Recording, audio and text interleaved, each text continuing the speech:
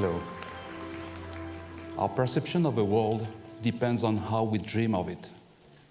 When I say perception of the world, I mean the position we want to take, or the role we want to play within a group of people we want to belong. As a designer, we are asked to design it the way people expect it. So we do some workshops, we do a lot of questioning, we are running workshops again, and then at the end, we use our empathy in order to have this feeling. And you know what? We learn that most of the time, most of us think the world from this idea we have when for the very first time we understood it. When we were 50 years old. 50 years old. I'm not a psychologist, but looks like all the decisions we take every day, all the things we do, is to get closer and closer to this idea of the world we had when we were teenagers. And looks like it's pretty much fixed in our mind. It's probably because we were quite emotional at that time. That helps. So at that time, we study sports. We study also art. We think with philosophy. And also we make science. We do science. And science is great. Because with science, you make technology. And with technology, you develop consumer goods. And I do consumer goods for 30 years. And for that, that's great. You all, buy these consumer goods to achieve this lifestyle that promote marketing guys. And marketing guys know exactly what you are dreaming of. And also the category of people you want to belong. So we are going to do together an exercise to see where this all goes, okay? So low tech. First, we put here art and science. This is the fuel. And then, this is the thematic of today. We go to high, to higher, and to the highest. When we will be there, we will get what we want. We will have our dreams come true. Of course, you can replace it. Oh, I did this. But we can replace this art and science by sport, by philosophy, or by religion. All of them, just like this Shaolin master this morning. And then for me, it's not just a matter to make these consumer goods, to design it.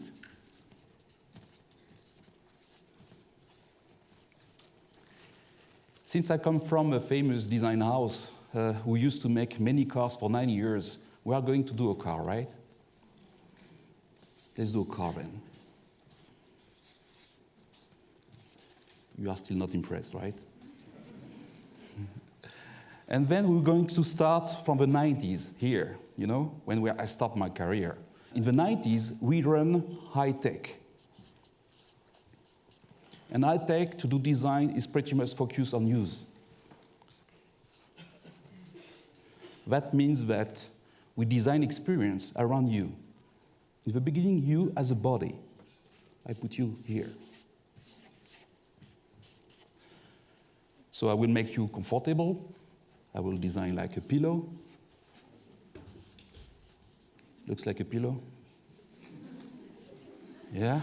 And then I will add a powertrain to move you wherever you want with style. We are in the 90s. Next step, we go higher. We are in the beginning of year 2000.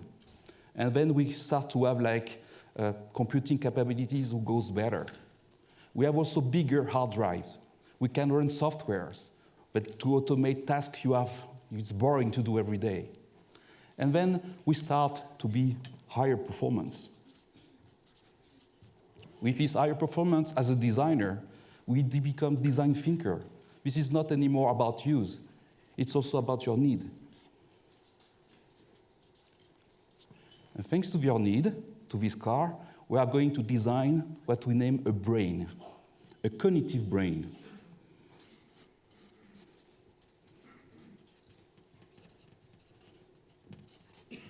Okay? And with this connective brain, you can sustain many services on board to make smart mobility fantastic. Let's continue now. We are today. What do we have today? We have artificial intelligence, we have cloud computing, we have digitalized all the world. We can simulate everything now.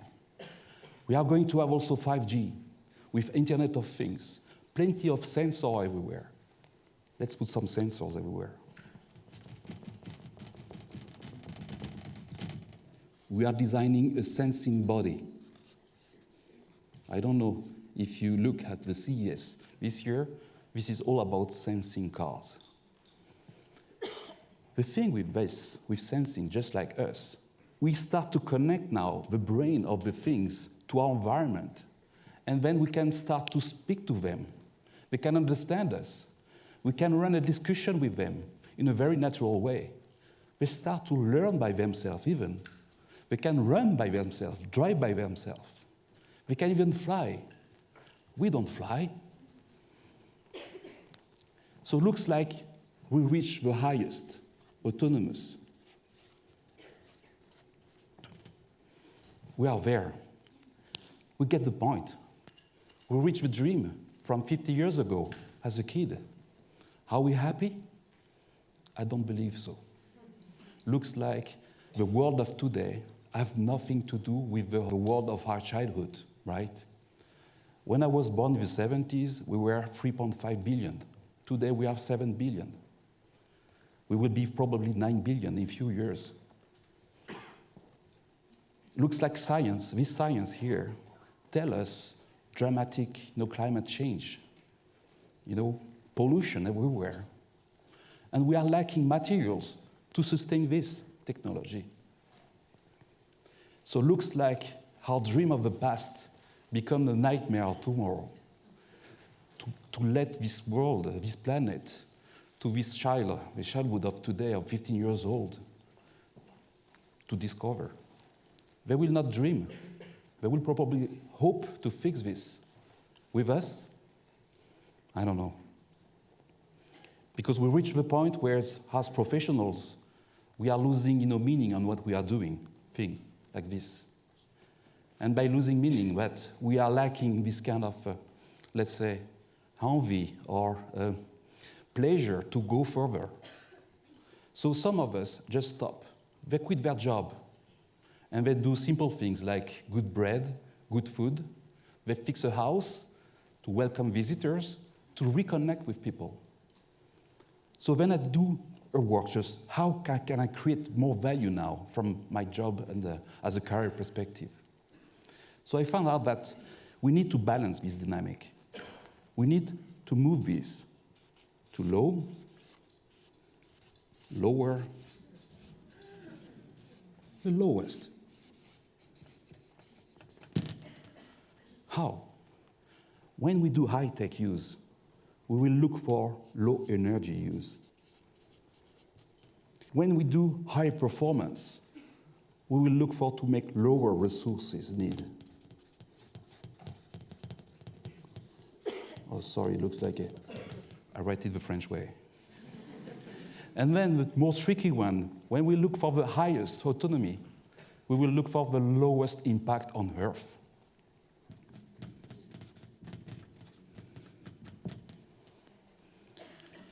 I'm missing something. Art and science, we have to fuel all that. On the other way, we will draw ethics. Wow, this is a big deal, right? How we are going to face this? This is a big job, because at the same time, we will have to accept to make good business.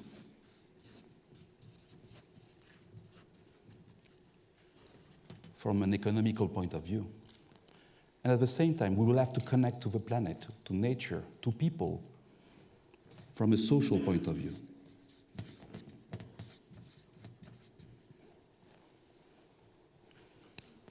And this is very hard because it's not matter of competency, not matter of experience. I have 30 years of experience. No matter of skills, even. This is how we have, how we believe, how we are as a human being, because we do things according to our dreams.